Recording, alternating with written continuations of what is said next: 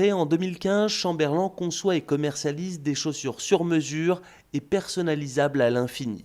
La jeune marque parisienne tente de se faire une place sur le marché du luxe, en particulier en utilisant l'intelligence artificielle. Rencontre avec ses bottiers 2.0 qui ciblent avant tout la clientèle chinoise. La différence par rapport à des marques traditionnelles, c'est qu'on a développé une application smartphone qui permet de prendre les mesures des pieds. Donc les clientes du monde entier peuvent prendre leurs mesures directement chez elles.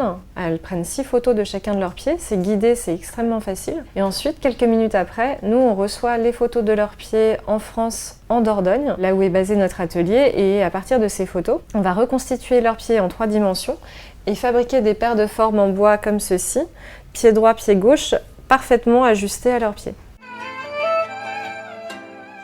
Aujourd'hui, on propose une trentaine de modèles différents, chacun déclinable dans une dizaine de matières et une centaine de coloris, ce qui fait des millions de possibilités. On anticipe effectivement que la Chine à terme devienne notre premier marché. Notre premier marché de cœur, ça restera bien évidemment la France, mais en termes de volume, on est convaincu que sur ce segment de gamme, la clientèle chinoise et demain les clients chinois seront particulièrement friands et tireront la croissance de Chamberland, nous permettant de continuer à investir en France.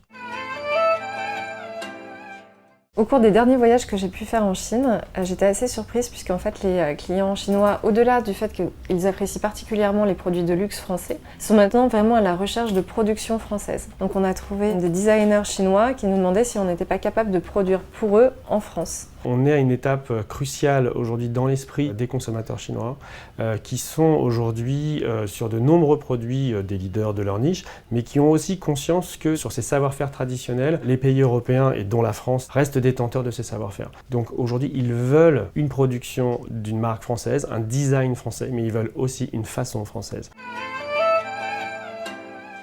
La clientèle chinoise, c'est la plus connectée au monde.